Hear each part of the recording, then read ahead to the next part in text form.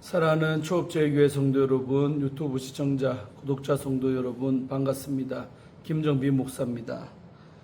간밤에도 평안히 잘 주무셨습니까? 오늘은 2026년 7월 14일 화요일 아침입니다. 오늘도 주 안에서 복된 하루 되시기를 주의 이름으로 축원드립니다. 제가 기도하고 오늘의 말씀 묵상을 시작합니다. 하나님 감사합니다. 간밤에도 저희들을 지켜주시고 또 이렇게 새날을 맞이하게 하시니 감사합니다. 오늘도 우리에게 주어진 이 선물 같은 이 하루를 하나님의 뜻대로 살게 하시고 주님께 영광 올려드리는 복된 삶이 되도록 인도하여 주옵소서. 이 시간에도 하나님 말씀 앞에 섰사오니 하나님 말씀을 묵상하며 주의 음성을 듣게 하시고 나를 향한 아버지의 마음을 느끼게 하시고 나를 향한 하나님의 뜻을 깨달을 수 있도록 지혜를 더하여 주옵소서. 이 시간도 성령 하나님께 모든 것 의탁하옵고 우리를 죄에서 구원하신 예수님 이름으로 간절히 기도드리옵나이다. 아멘. 할렐루야. 오늘도 좋은 아침입니다. 함께 오늘 말씀 묵상하실 본문은 시편 117편 1절부터 118편 7절까지. 우리 117편이 두 절밖에 없기 때문에 이렇게 하겠습니다. 개역 개정판으로 다 같이 한번 읽도록 하겠습니다. 너희 모든 나라들아 여호와를 찬양하며 너희 모든 백성들아 그를 찬송할지어다. 우리에게 향하신 여호와의 인자하심이 크고 크시고 여호와의 진실하심이 영원하미로다. 할렐루야. 여호와께 감사하라. 그는 선하시며 그의 인자하심이 영원하미로다. 이제 이스라엘은 말하기를 그의 인자하심이 영원하다 할지로다. 이제 아론의 집은 말하기를 그의 인자하심이 영원하다 할지로다. 이제 여호와를 경외하는 자는 말하기를 그의 인자하심이 영원하다 할지로다. 내가 고통 중에 여호와께 부르짖었더니 여호와께서 응답하시고 나를 넓은 곳에 세우셨도다. 여호와는 내 편이시라. 내가 두려워하지 아니하리니 사람이 내게 어찌할까? 여호와께서 내 편이 되사 나를 돕는 자들 중에 계시니 그러므로 나를 미워하는 자들에게 보응하시는 것을 내가 보리로다. 아멘. 네, 오늘 먼저 본문 말씀 오늘도 주의할 때 은혜 받으시기를 바랍니다. 자, 오늘 시편 117편은 두 절밖에 없죠. 1절과 2절인데 만민을 향한 찬양과 그 이유가 나오고 있습니다. 1절은 모든 나라와 모든 백성을 향해 여호와를 찬양하라고 요청하는 짧고도 힘있는 명령입니다. 시편의 시야가 이스라엘 공동체 안에 머무르지 않고 열방을 향해 열려있다는 점이 특히 두드러지며 여호와의 영광이 특정 민족의 경계를 넘어 만민 가운데 선포되어야 한다는 사실이 구절 안에 압축되어 있습니다. 그렇기 때문에 시편 117편은 매우 짧음에도 불구하고 여호와 신앙의 보편성과 만민 예배의 지향을 매우 선명하게 드러내는 시로 읽힙니다. 2절은 열방이 여호와를 찬양해야 하는 이유를 제시하고 있습니다. 그 이유는 그분의 인자와 진실하심에 있습니다. 우리에게는 우선 이스라엘을 가리키지만 그 은혜의 경험이 열방까지 찬양으로 이끄는 증언의 기능을 감당합니다. 특히 가바르는 여호와의 인자가 크고도 강하게 나타났음을 묘사하고 또 진실하심은 우리 에메트라죠. 히브리어로 에메트인데 이 진실하심은 그 사랑이 영원히 흔들리지 않는 언약적인 신실함과 연결됨을 보여줍니다. 이 짧은 시는 이스라엘이 경험한 구원이 내부의 감시로만 머물지 않음을 보여줍니다. 즉 하나님이 이스라엘에 베푸신 구원은 궁극적으로 열방을 향한 예배의 초청과 증언으로 확장되어야 함을 가르칩니다. 다음으로 우리 시편 118편 넘어가서 118편 1절은 감사의 총괄적인 초청이 나오고 있습니다. 1절은 시편 118편을 여는 예배의 선포로 여호와의 선하심과 영원한 인자를 감사의 근거로 제시합니다. 여기서 감사는 단순한 감정의 표출이라기보다 공동체가 경험한 하나님의 은혜를 회중 앞에서 인정하고 고백하는 행위로 이해할 수가 있습니다. 뒤이어 전개되는 구원과 신뢰의 고백도 1절이 제시한 토대 위에 펼쳐집니다. 이러한 도입은 한편의 시를 여는 문장에 그치지 않고 공동체 예배에서 중심이 되는 고백을 먼저 세워주는 역할을 감당합니다. 다음으로 우리 2절, 3절, 4절 석절은 언약 공동체의 응답이 나오죠. 시인은 먼저 이스라엘을 향해 그 고백을 요청을 합니다. 여호와의 인자는 개인의 체험에 머무르지 않고 언약 백성 전체가 함께 되새기고 고백해야 할 내용으로 제시가 됩니다. 이 구절은 1절에 우리 감사 명령을 회중의 응답으로 받아내면서 예배가 선언과 응답의 구조 속에 진행됨을 드러냅니다. 동시에 공동체의 정체성이 하나님의 인자를 기억하고 고백하는 가운데 다시 확인된다는 점도 함께 보여줍니다. 3절에는 아론의 집, 곧 제사장 집단이 따로 호명이 됩니다. 이는 제사장들이 단지 예식을 집례하는 기능적인 집단이 아니라 예배 공동체의 중심부에 서 있는 자들로서 여호와의 인자를 누구보다 먼저 고백해야 함을 드러냅니다. 후렴의 반복은 공동체 내부의 여러 층위를 하나의 신앙 고백 안으로 결속시키는 역할을 하며 예배가 단순히 개인 경건의 집합이 아니라 공동행위임을 보여줍니다. 특히 아론의 집이 별도로 언급된 것은 하나님 앞에 가까이 서는 자일수록 그 은혜를 먼저 기억하고 공적으로 시인해야 한다는 점을 암시합니다. 예배의 직분이 특권의 표시에 머무르지 않고 감사와 고백의 책임과 연결되어 있는 것입니다. 4절에서 고백하는 주체의 범위는 여호와를 경외하는 자들로 확장이 됩니다. 이 표현은 혈연적인 이스라엘이나 제사장 집단에만 한정되지 않고 여호와를 경외하는 자들로 여호와를 경외함으로 그분께 속한 자들 전체를 포괄하는 방식으로 읽힙니다. 하나님의 인자에 대한 고백은 민족적 또 제도적 경계를 넘어서 더 넓은 예배 공동체로 확장이 되며 여호와의 통치 아래 모인 자들이 동일한 후렴으로 결속되는 장면이 형성이 됩니다. 이 구절은 시편 117편의 열방적 시야가 직접적으로 다시 나타나지는 않지만 예배 공동체의 범위가 혈통 안에 갇혀 있지 않다는 점에서 그 여운을 이어갑니다. 여호와의 인자는 제한된 집단의 소유가 아니라 그분을 경외하는 자들이 함께 고백해야 할 구원의 언어로 자리 잡습니다. 다음으로 우리 5절 한 절 말씀은 고난 속 부르짖음과 응답이 나오고 있습니다. 공동체의 응답에서 개인의 체험 고백으로 시선이 옮겨갑니다. 고통 중에는 단순한 심리적인 답답함이 아니라 사방이 막혀 물러설 곳이 없는 압박과 공경의 상태를 바로 가리킵니다. 반대로 넓은 곳은 하나님이 마련하신 해방과 여유의 공간으로 억눌림과 위축에서 벗어나 다시 살 수 있는 자리를 가리킵니다. 따라서 이 구절은 여호와의 구원을 내면의 위로나 추상적인 언어로 축소하지 않고 실제 삶의 조건을 바꾸시는 하나님의 개입으로 묘사합니다. 좁은 자리에서 넓은 자리로 전환하는 대목은 단순한 상황 호전을 넘어 고난의 현실을 돌파하게 하시는 하나님의 구체적인 응답을 인상적으로 드러냅니다. 다음으로 우리 6절과 7절 두 절은 신뢰 선언이 나오고 있습니다. 응답받은 자의 신뢰가 짧고도 단단한 언어로 표현됩니다. 여호와는 내 편이시라는 고백은 위협과 두려움의 한복판에서 하나님이 멀리서 지켜보시는 분이 아니라 자기 편이 되어 주시는 분이라는 믿음의 언어입니다.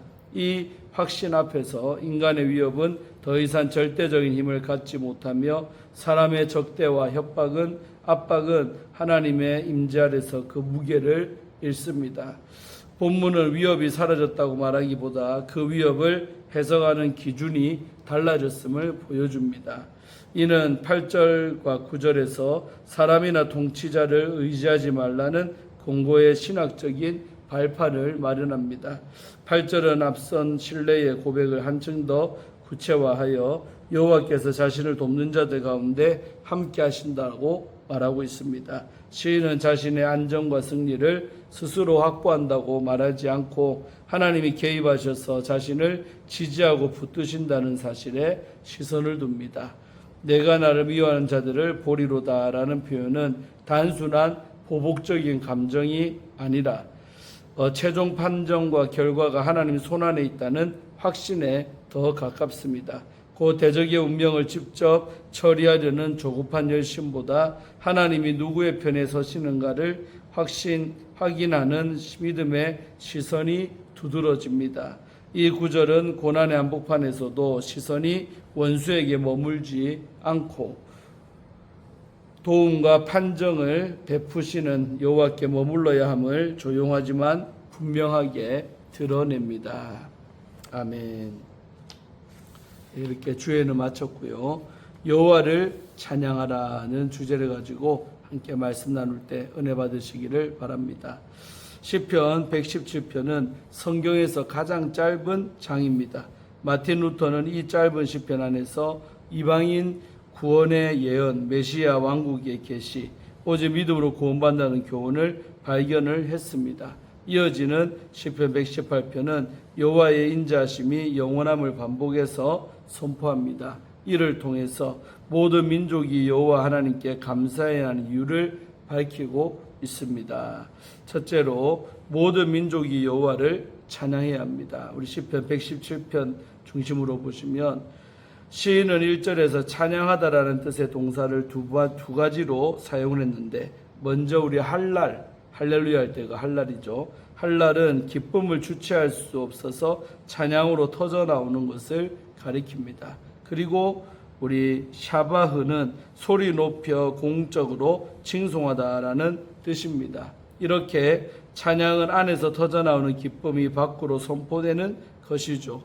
찬양해야 하는 주체도 모든 나라들과 모든 백성들 두 가지로 제시가 됩니다. 시인은 온 인류가 찬양해야 함을 강조하기 위해 두 가지 표현을 병행한 것입니다. 그런데 온 인류가 왜 이스라엘 하나님을 찬양해야 합니까?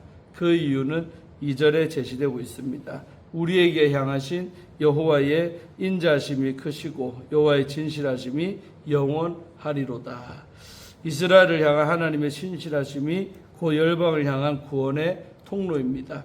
이것은 아브라함의 언약의 성취 방식입니다. 한 사람을 택하시고 한 민족을 이루시며 그 한 민족을 통로로 삼아 온 인류에게 복을 흘려보내시겠다는 큰 그림이 이 짧은 시편 안에 압축되어 있습니다. 둘째로 하나님의 인자하심이 우리를 덮습니다. 우리 시편 118편 1절로 4절까지 중심으로 보시면 우리 시편 117편 2절에서 크시고로 번역된 우리 가바르는 뜻이 뭐냐? 강하고 압도하다, 이기다라는 뜻입니다. 그러므로 인자하심이 크시고는 인자하심이 우리를 압도하시고라는 의미로 이해할 수가 있습니다. 이 동사는 노아 홍수 때 물이 온 산을 덮었다고 할 때 이 단어가 사용이 되었습니다. 물이 온 지면을 덮었던 것처럼 하나님의 언약적인 사랑인 헤세드가 우리의 죄와 두려움과 절망을 다 덮어버렸다는 것입니다. 그래서 시편 118편은 1절부터 4절까지 그의 인자하심이 영원함이로다라는 후렴을 매 구절 반복을 합니다. 본래 이 시편은 전쟁에서 승리하고 돌아온 왕이 성전 행렬을 인도하며 회중과 함께 부르던 노래로 왕이 먼저 외치면 회중이 후렴으로 응답하는 노래입니다. 시인이 강조하는 것은 바로 하나님의 언약적인 사랑은 영원하다는 것이죠. 하나님은 이스라엘뿐 아니라 아론의 집 그리고 여호와를 경외하는 모든 자를 사랑하십니다. 이처럼 우리의 찬양은 우리를 덮으시는 그 놀라운 사랑에 대한 응답입니다. 셋째로 부르짖을 때 하나님은 응답하십니다. 오늘 118편의 5절부터 7절까지 중심으로 보시면 왕은 이제 개인적인 간증을 노래합니다. 내가 고통 중에 여호와께 부르짖었더니 여호와께서 응답하시고 나를 넓은 곳에 세우셨도다. 5절 말씀이죠. 고통으로 번역된 우리 메차르는 좁은 곳, 협착한 자리라는 뜻으로 애굽을 가리키는 단어와 발음과 철자가 유사해서 이스라엘 우리 백성에게 자연스럽게 출애굽 이미지를 떠올리게 했을 것입니다. 나를 미워하는 자에게 보응하시는 것을 내가 보리로다. 7절이죠. 이렇게 고백을 보면 시인이 급박한 위기 가운데 있었음을 알 수가 있습니다. 그런데 그 좁은 곳에서 부르짖었을 때 하나님은 그를 넓은 곳으로 세우셨습니다. 협착한 애굽에서 광야의 넓은 자리로 옮기시는 그 구원의 손길이 시인의 삶에도 동일하게 나타난 것입니다. 사랑하는 우리 초업제교회 성도 여러분, 또 유튜브 우리 성도님들, 하나님의 인자하심이 우리의 모든 것을 덮고 우리를 향한 그분의 진실하심이 영원합니다. 사방이 막혀 출구가 보이지 않는 고통의 자리에 계십니까? 시인이 부르짖을 때 하나님 응답하셨던 것처럼 우리가 부르짖으면 동일하게 지금도 응답하실 것입니다. 영원토록 내 편이 되어주시고 나를 도우시는 여호와 하나님께 감사와 찬송을 드리며 승리하기를 주의 이름으로 소망합니다. 아멘. 예, 마지막으로 우리 정우현 목사님이 쓰신 신이 내 마음에 녹화할 때 처음 나오는 책인데요. 이 책의 일부분을 읽어드리고 마치려고 합니다. 제목이 참 멋지죠. 신이 내 마음을 녹화할 때.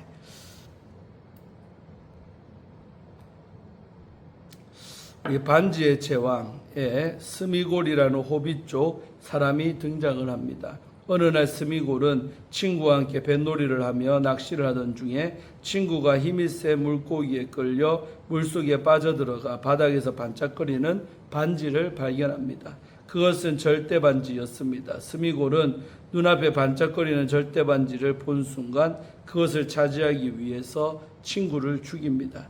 그 후 세상의 절대 권력과 부를 의미하는 절대 반지에 중독되어 정신과 육체가 모두 망가져버린 스미골은 수백 년 동안 동굴 속에서 물고기를 뜯으며 비참하고 고독하게 살아갑니다. 그는 절대 반지를 자기 인생의 모든 것이라고 믿으며 움켜쥐고 있는 동안 자신과 세상을 잃었습니다.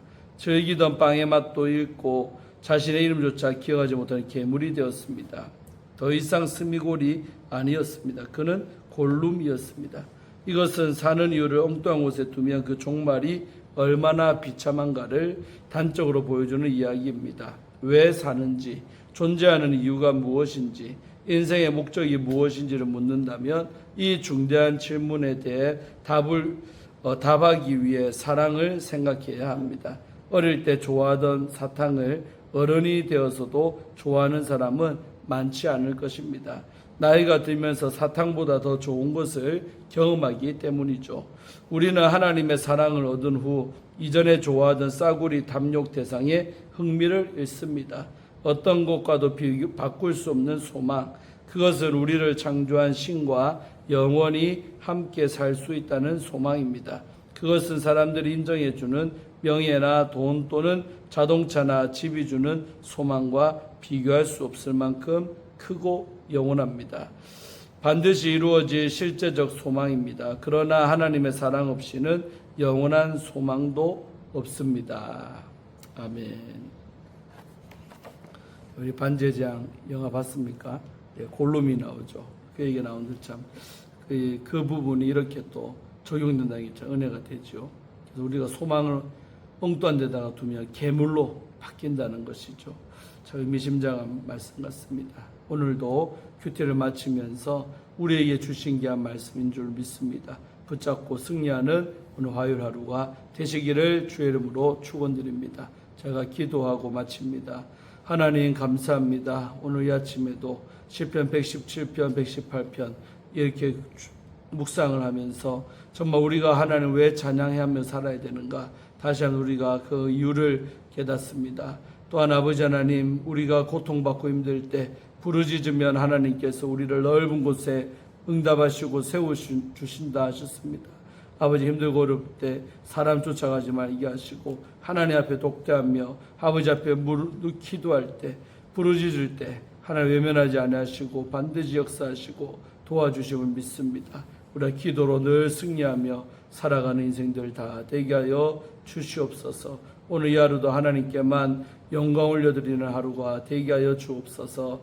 모든 것 주님께 의탁하며 예수님 이름으로 간절히 기도하옵나이다. 아멘. 할렐루야. 오늘도 좋은 하루 되시길 바랍니다. 내일 아침에 큐티로 또 만나겠습니다. 샬롬.